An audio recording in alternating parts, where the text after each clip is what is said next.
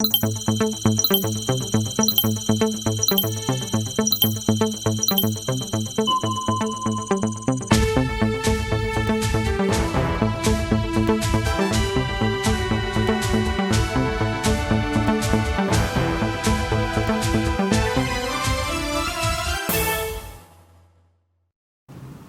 Monsieur, bonsoir, bienvenue à tous. Au sommaire de l'actualité de ce 24 février, adoption d'un rapport portant autorisation de recrutement sur concours au titre de l'année 2021.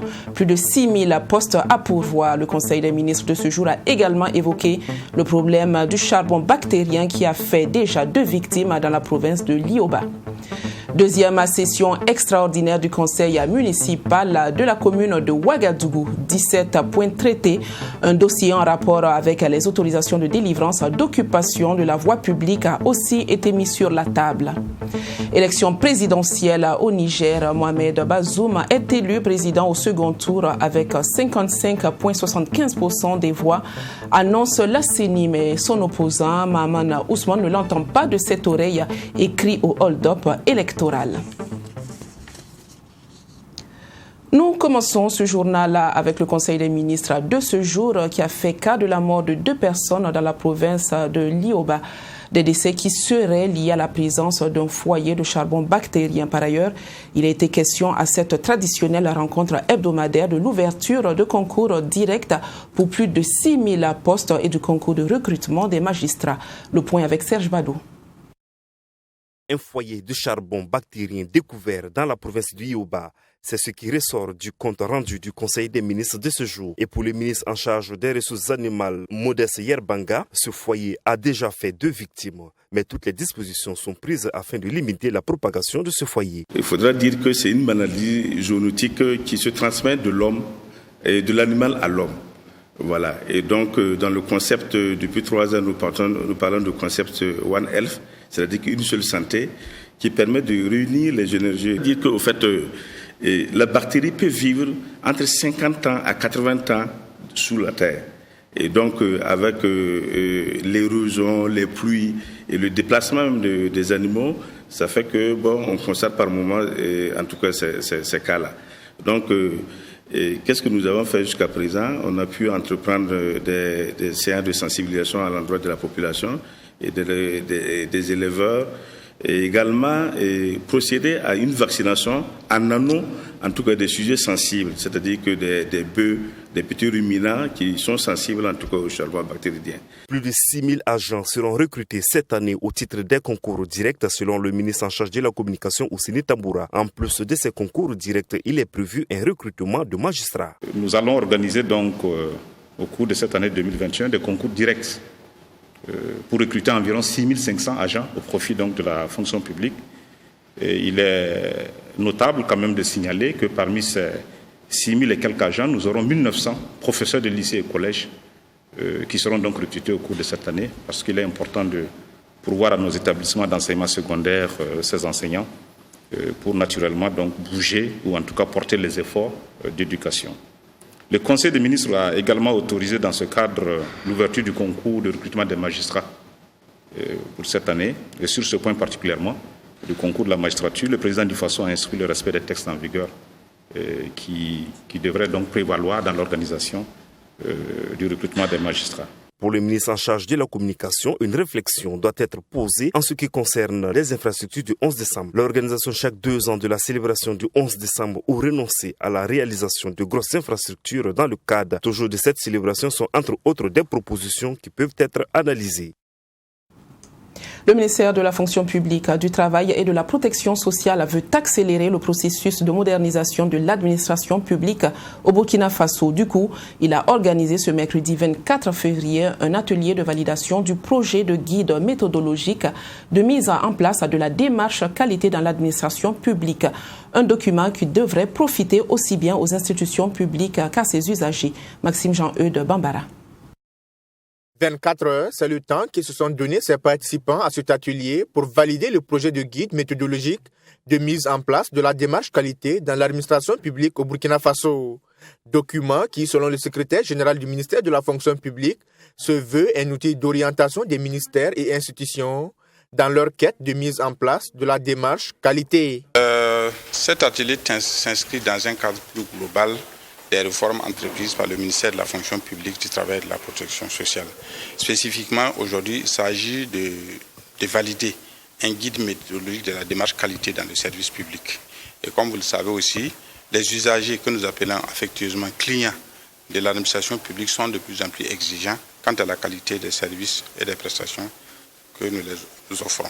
Alors, le ministère donc a pensé qu'il faut faire en sorte que les clients soient à 100% satisfaits des prestations de l'administration publique, d'où l'élaboration des guides de démarche, la mise en place de démarche qualité. L'élaboration de ce guide vise donc à accroître la performance de l'administration publique et partant pallier les difficultés organisationnelles et opérationnelles constatées dans la délivrance des biens et services publics. Ce document permettra également de répondre aux besoins des usagers de plus en plus exigeants. C'est une démarche qui consiste à corriger l'ensemble des anomalies qui ont été constatées depuis la réforme globale de l'administration publique. Toutes les prestations qui aujourd'hui constituent des goulots d'étranglement en matière de qualité du service public vont être revues et corrigées dans ce guide-là. Selon le secrétaire général du ministère de la fonction publique, la validation de ce projet de guide méthodologique de mise en place de la démarche qualité dans l'administration publique burkinabé permettra par ailleurs de rétablir et renforcer la relation de confiance entre les usagers et l'administration publique. Le ministre des Infrastructures était ce lundi dans la région des Cascades. Éric Bougma, sur le chantier des travaux du 11 décembre 2020 dans la ville de Banfora, a pu constater l'état de réalisation des routières après le passage de la pluie dans la nuit du 17 au 18 février dernier. Le ministre, malgré des imperfections relevées, s'est voulu confiant et rassurant en correspondance de Joseph Koudougou. Le ministre des Infrastructures et du Désenclavement sur les chantiers des travaux entrant dans le cadre du 11 décembre à Banfora. Sur le terrain, les travaux se poursuivent avec le curage des caniveaux et la finition de certains ouvrages.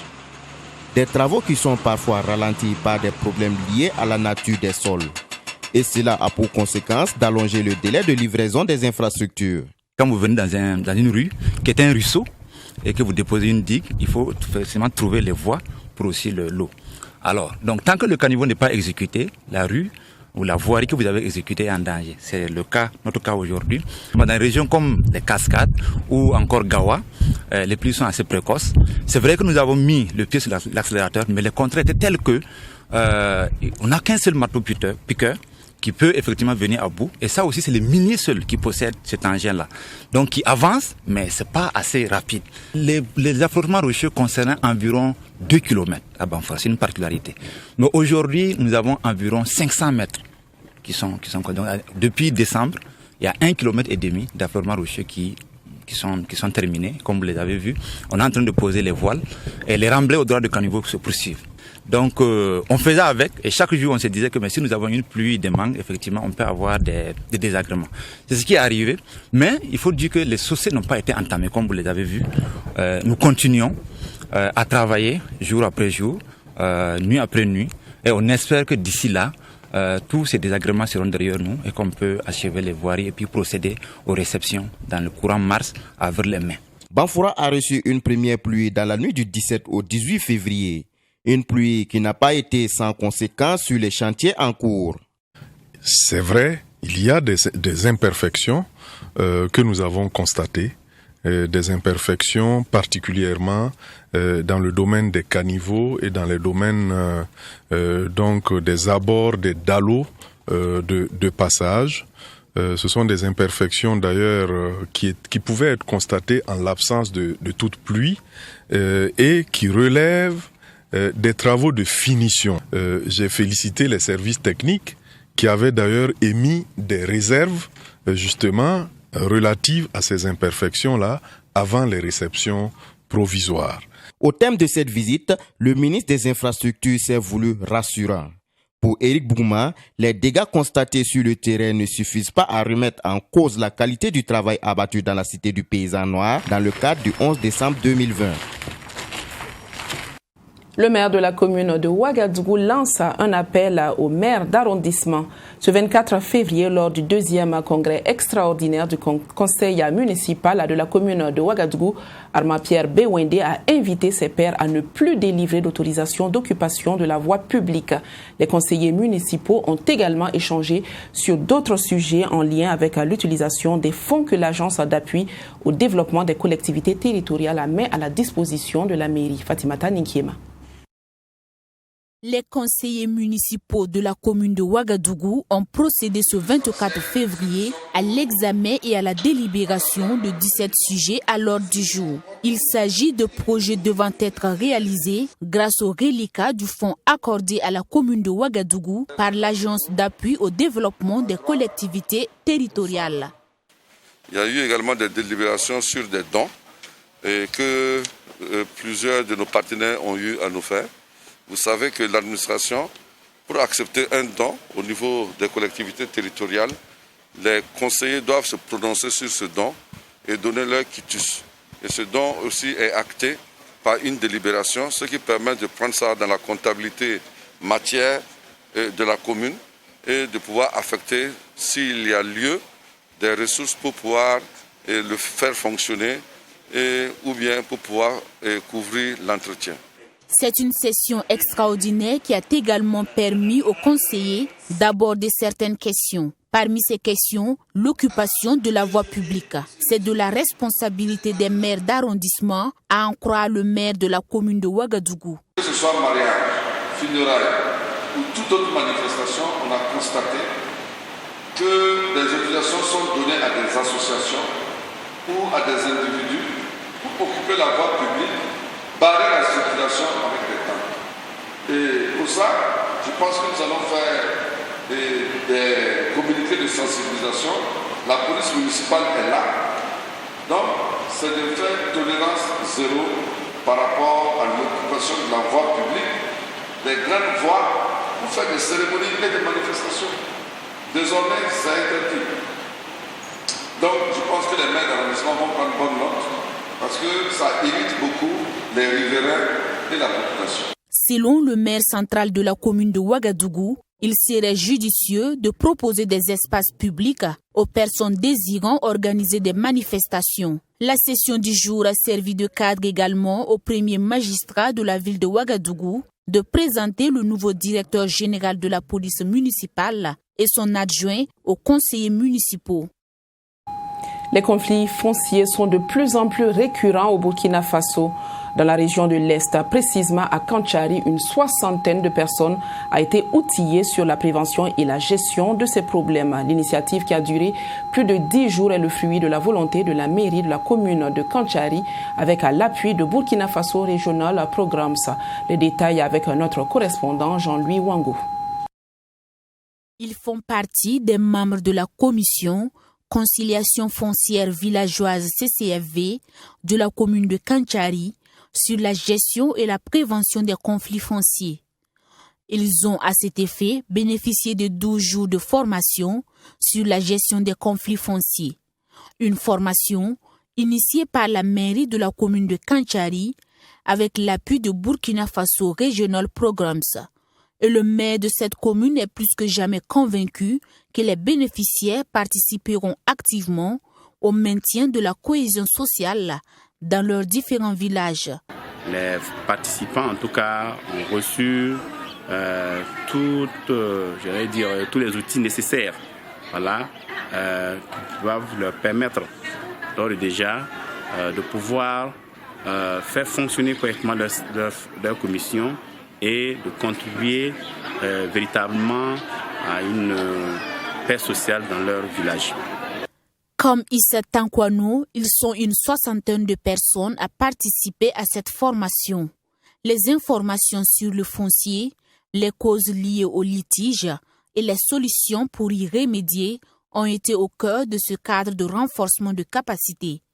Et ils promettent à leur tour former d'autres membres pour plus d'impact. En tant que participants ayant bénéficié, je pense bien que notre contribution est d'abord de continuer cette sensibilisation auprès de nos camarades qui n'ont pas bénéficié de la formation, afin que chacun de nous comprenne un peu ce que c'est que le foncier et comment donc résoudre les problèmes de conflit. En rappel, les différentes commissions sont composées des chefs traditionnels et des leaders religieux pour faciliter les règlements des conflits. Et bien que les participants aient apprécié cette initiative, ils ont également émis le souhait de la prolongation des jours de formation pour les prochaines sessions ainsi que sa pérennisation. À présent, nous vous invitons à découvrir un reportage sur la dot au Burkina Faso, une pratique très répandue qui pourtant ne fait pas l'unanimité entre traditionalistes et juristes. La législation burkinabé l'interdit, même si elle est toujours au rendez-vous des unions. Abdoulrahim Magnéni. Le Burkina Faso a engagé depuis 2019 la relecture du Code des personnes et de la famille. Cette loi en vigueur depuis 1989 n'a pas l'assentiment de nombre de Burkinabés qui jugent certaines dispositions de la loi contraires à la réalité du pays. En effet, le Code stipule à son article 244 que le versement d'une dot soit en espèces, soit en nature, soit sous forme de prestation de services est illégal. Et pourtant, la dot est vue comme un élément fondamental dans les unions au Burkina Faso. Les dots, selon les ethnies, sont de diverses natures. Dans tous les cas, c'est la contrepartie du fait que vous allez avoir votre femme qui va vous faire des enfants. C'est une obligation même. Pour avoir le droit d'avoir sa femme. Si vous ne versez pas la dot, vous n'avez pas votre femme. Chez les spécialistes du droit, l'on voit les choses autrement. L'interdiction de la dot par le législateur est une manière de protéger la société, surtout les femmes qui seraient vues comme achetables, explique la notaire Noélie Yaro. Lorsque on prend dans un sens ou dans un autre, on se dit que la dot, donner une dot, c'est comme si on vendait la personne en question. Est-ce que vous voyez? Et du coup, la femme, elle ne se sent plus indépendante, elle se sent vendue. Tout ceci entraîne un certain nombre de difficultés dans la vie de la femme. Donc, le législateur a bien vu, il a bien vu en interdisant la dot dans le mariage. Pour le législateur, la dot, il n'y a pas de dot dans le mariage. Vous êtes vu, vous êtes entendu, venez devant l'officier de l'état civil. Cet argumentaire n'est pas partagé par Konoma Traoré, trésor humain vivant reconnu par l'UNESCO. Pour le traditionnaliste, les valeurs africaines enseignent le respect de la femme. La dot n'y change rien.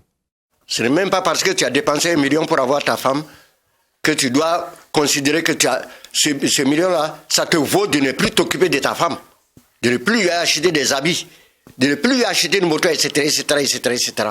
Ah non. Ah non. Ça a été mal élevé. C'est pas africain, ça. C'est pas africain.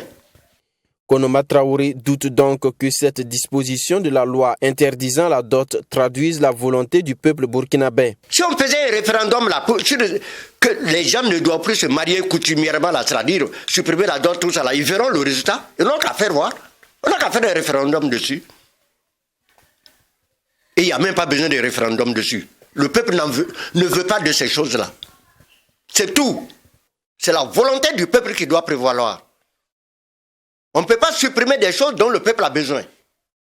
Soit par commodité, soit par modernité. Non. Contrairement aux règles de droit, aucune sanction n'est prévue pour les contrevenants de cette disposition. Une faille qui pourrait être corrigée au cours de la révision en cours, à en croire les spécialistes du droit. En fait, moi je me dis que c'est une lacune du code. En même temps qu'on dit que c'est interdit, en même temps il n'y a pas de sanction qui est prévue. Donc c'est une lacune du code qu'il faudra vraiment dans l'avenir essayer de voir. Dieu merci, le code des personnes et de la famille est en relecture. Je pense que cette question sera abordée. Dès qu'on interdit une chose, il faut qu'il y ait une sanction quand même aussi pour essayer de dissuader le contrevenant. Une position qui fâche Konoma Traoré, déjà insurgé contre cette loi qui selon lui détruit la culture africaine et burkinabé en particulier. Ils n'ont qu'à sanctionner les gens, on va voir. Vous pensez que... Comment? Donc ils n'ont qu'à supprimer les cérémonies de mariage tout court. On a à Kaïtik des animaux, on se rencontre comme ça, et puis on va ensemble, allez, en avant. Écoutez. Le point de convergence entre juristes et traditionalistes est que la dot peut être réaménagée et rendue plus supportable pour le futur marié. Il faut qu'elle ait un autre sens plutôt que le sens d'aujourd'hui. Des échanges entre des familles, juste des petits cadeaux, oui, ça peut se passer. Voilà. Mais tu vas aller ailleurs, on va dire que la dot est constituée de 5 bœufs, de tant de francs, de ci, de ça, de ci, de ça. Et souvent même ça persuade beaucoup de gens à aller pas se marier ou abandonner des filles de certaines familles. Que la dot est chère, que c'est cher, que c'est cher. On peut aménager ça. Les deux familles peuvent s'entendre pour aménager ça, mais pas supprimer. Pas supprimer. Supprimer fait du tort à la culture africaine. Plusieurs pays de la sous-région portent dans leur code des personnes et de la famille les mêmes dispositions. Certains ont fait le choix de l'annuler purement et simplement. C'est le cas de la Côte d'Ivoire en 2019. L'article 104 de sa nouvelle loi sur le mariage abroge expressément l'ancienne loi qui interdisait le paiement de la dot. La raison évoquée par le législateur est que la dot constitue un pilier du mariage chez plusieurs communautés du pays. Comparaison n'étant pas forcément raison et les cultures n'étant pas forcément les mêmes, le Burkina Faso devra trouver par lui-même les textes qui conviennent à sa réalité. Mais en attendant, le plus difficile pour un futur marié sera de refuser de payer la dot. Parlons sport. Dimanche dernier s'est tenue à Ouagadougou la 2e édition de Challenge Kids Taekwondo. Ce sont plusieurs équipes de différentes localités du Burkina Faso qui se sont retrouvées pour compétir à l'habilité et la dextérité des enfants, c'est-à-dire ceux-là qui ont entre 5 et 15 ans ont été mis donc en exergue selon les organisateurs. La relève est assurée et bien assurée. Maxime Jean-Eudes de Bambara. Ce sont au total une trentaine d'équipes féminines et masculines de Dédougou, Koudougou, Houndé, Waïguia mobilisées dans la salle des arts martiaux de Ouagadougou pour cette 2e édition du Challenge Kids Taekwondo. Une compétition sportive qui met en exergue les tout petits amoureux du taekwondo âgés de 5 à 15 ans. Plus de 500 participants ont été enregistrés pour cette édition 2020, de quoi donner des motifs de satisfaction à la Ligue du Centre. Oui, on peut se dire qu'on est satisfait parce que d'abord, en termes de nombre, on a vu une certaine croissance au niveau du nombre. Actuellement, on est à 512 par rapport à l'année passée. Donc, on a vu une grande participation, une certaine technicité au niveau des enfants et même au niveau des parents, on a vu encore un certain mouvement. Les gens se sont déplacés, ils sont venus, ils ont soutenu et on a même vu au niveau des autorités un certain engouement pour nous soutenir. Donc vraiment, on est satisfait de ce qui se passe actuellement. Du côté des autorités présentes à cette cérémonie, c'est également la satisfaction affichée. Satisfaction non seulement pour le niveau de combat des enfants, mais aussi pour l'organisation de cette 2e édition. Sans être un spécialiste du taekwondo, j'ai pu constater des jeunes enfants très athlétiques, combatifs et déterminés. C'est déjà un bon signe pour l'avenir du taekwondo dans notre pays. Avec ce que nous voyons, nous pensons que si ils continuent, ils maintiennent les efforts, dans quelques années, nous allons avoir de très très bons athlètes qui pourront hisser haut le drapeau national. Cette 2e édition de Challenge Kids Taekwondo, c'est aussi des séances de démonstration du savoir-faire des jeunes athlètes passionnés de ce sport. Il est question pour la Ligue du Centre, à travers cette compétition, de préparer les tout petits pour le championnat national, ainsi que pour les compétitions internationales. Restons toujours en sport, mais cette fois-ci, nous parlons de la Coupe d'Afrique des Nations de moins de 20 ans. Les étalons juniors seront face au crâne junior de l'Ouganda ce jeudi 2 mai donc. Mais avant cette rencontre qui promet, les deux équipes se sont retrouvées face à la presse à ce jour. Et comme vous pouvez vous en douter, les deux nations sont déterminées à accéder à la demi-finale. Notre envoyé spécial à Nouakchott, Assami Tiemtouri. Les quarts de finale de la Coupe d'Afrique des Nations des moins de 20 ans débutent ce jeudi. Après une qualification honorable pour accéder au second tour, la compétition devient plus intense et plus corsée. Toutes les équipes se valent, tant sur le plan physique que mental. Les étalons juniors, avec pour ambition d'accéder en finale, doivent forcément passer par l'Ouganda. En conférence d'avant-match, à en croire Oscar Barrow, le match sera très difficile. Demain, nous venons pour le match de quart de finale, que nous pensons que ça va être un match très difficile, où nous espérons nous qualifier à la fin de ce match. Mais nous savons que ce match va être un match très difficile, très compliqué pour nous, parce que nous savons que nous rencontrons une équipe avec beaucoup de qualités, où nous devrons nous surpasser et où nous devrons être très regardants sur les consignes pour avoir le gain du match à la fin du sifflet final. Point de vue fraîcheur, je pense que nous avons très bien récupéré. Nous avons un corps médical aux petits soins avec un préparateur physique qui est très attentif et très pointu. Donc au niveau de la récupération, nous pensons que nous avons très bien récupéré. On a même eu une journée de repos hier et pour que les joueurs soient en pleine possession de toutes leurs capacités. Et sur ce point, il n'y a pas de doute là-dessus. Avoir le gain du match est l'objectif recherché. Pour y parvenir, il faut beaucoup de concentration et de vigilance. Comme d'habitude, présent en conférence d'avant-match, Ibrahim Bansé, confiant, pense qu'avec le mental d'acier de ses coéquipiers, l'équipe pourra accéder en demi-finale. On sait tous que demain nous attend un match vraiment très difficile et très compliqué face à une belle équipe. Donc je pense que ce match va se jouer sur les détails. Ça sera vraiment à nous de venir encore avec plus de détermination, plus de courage, plus d'envie et avec un mental d'acier pour vraiment aller chercher ces 3 points. En terminant deuxième du groupe A avec 6 points, l'Ouganda rejoindra les étalons au stade Cheikh Abodia pour cette confrontation. Selon l'entraîneur Morlaye Mbaye-Kwasso, le Burkina Faso est une équipe à prendre très au sérieux car sa maîtrise du ballon est similaire à celle du Cameroun qui leur a donné du fil à retordre. Car cela ne tienne, il dit avoir confiance en son équipe. Le Burkina Faso est donc à 90 ou 120 minutes de la qualification pour le carré d'as de cette CAN des moins de 20 ans. Rendez-vous donc ce jeudi à 19h pour le dénouement final de cette rencontre. En Côte d'Ivoire, le Front populaire ivoirien met en place un comité national d'accueil pour le retour de l'ex-président Laurent Gbagbo.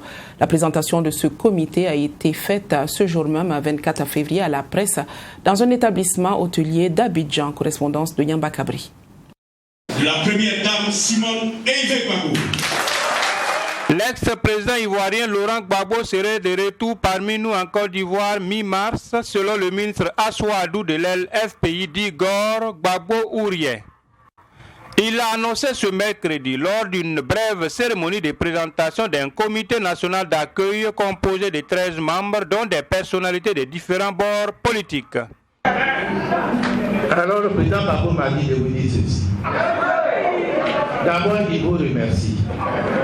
Il vous remercie pour votre mobilisation, pour votre combat. Il s'est mis devant dépit de tous ceux qui ont perdu la vie. Mais de vous rassurer, en mi-mars de cette année, il sera ici avec nous. Pour le conférencier du jour, c'est à la demande du président Gbagbo lui-même que le comité a été mis en place pour pallier le manque de volonté politique du gouvernement à mettre en œuvre les avantages liés aux anciens présidents de la République et présidents d'institutions. Nous sommes ici ce matin pour présenter un groupe de personnalités. Des personnalités que le président Laurent Gbagbo lui-même a demandé de l'aider pour son retour. Le rôle qu'ils vont jouer, c'est d'aider le comité opérationnel qui sera mis en place à organiser ce retour dans la paix, dans la sérénité, donner des conseils pour que ce groupe adopte les attitudes qu'il faut, prononce les paroles qu'il faut, avoir des relations avec les autorités pour que tout se passe bien. Le comité a donc pour feuille de route la poursuite des démarches et la préparation des esprits à un retour dans la paix et dans la concorde nationale. Les Ivoiriens, c'est la paix. Et on nous a appris à croire que notre pays est riche. Nous avons vécu avec ça, avec le peu qu'on nous donnait, à travers il faut voyer ceux qui sont passés. Nous n'en voulons pas à ceux qui nous ont brumés là. Nous saluons ce qui s'est passé. Parce que demain, là, quand Gbagbo sera là, c'est autre chose. Et c'est pourquoi il faut danser. Il faut rappeler que l'ex-président ivoirien Laurent Gbagbo a été acquitté par la justice internationale avec son ministre de la Jeunesse Charles Blé Goudé et séjourne depuis lors en Belgique. Avec ce retour prophétisé bien plus tôt par le comédien Adama Daïko, l'heure est donc à la poursuite des démarches qui vaillent, au discours qui sied et à l'allure qui convient pour un retour au bercail en douceur du patron des refondateurs. Faisons un tour au Niger où l'élection présidentielle est toujours brûlante. Le candidat du pouvoir, Mohamed Bazoum, est déclaré vainqueur de l'élection avec 55,75% des voix au second tour. Il a été déclaré donc vainqueur par la Commission nationale indépendante. Hier, le candidat de l'opposition, Mahaman Ousmane, lui enregistre 44,25% des voix. L'opposition dénonce un hold-up électoral et exige la suspension immédiate de la publication des résultats. Monsieur Mohamed Bazoum, 2 501. Le candidat du pouvoir, Mohamed Bazoum, déclaré vainqueur du second tour de la présidentielle au Niger avec plus de 55% des voix selon les résultats annoncés ce mardi par la commission électorale dans un climat particulièrement tendu. L'opposition a dénoncé aussitôt un hold-up électoral. Les résultats qui sont en cours de publication par la CENI ne sont pas, dans beaucoup de cas, conformes à l'expression de la volonté du peuple. Mohamed Bazoum incarne la continuité du pouvoir. Le dauphin du président sortant, Mahamadou Issoufou, a recueilli environ 500 000 suffrages de plus que le candidat de l'opposition, Mahaman Ousmane, qu'il avait déjà largement devancé au premier tour. Ce scrutin a été endeuillé par la mort d'au moins 8 agents électoraux, tués pour la plupart dans l'explosion d'une mine près de la frontière avec le Mali et le Burkina Faso. Cette zone dite des 3 frontières est la cible des attaques de groupes djihadistes affiliés à l'organisation État islamique, tandis que l'est du Niger est frappé par des attaques des djihadistes nigérians de Boko Haram. C'est la fin de cette édition. Je vous quitte sur cette superbe photo de la place Masmed d'Issouka. Originellement, cet espace était dédié aux audiences du chef. Aujourd'hui, il est aménagé à des fins touristiques. Retrouvez-le du côté de la ville de Koudougou dans la province de Boulkiemde, dans le complexe culturel d'Issouka. Je vous donne rendez-vous demain à la même heure. Agréable suite de programmes sur nos antennes. Bonsoir.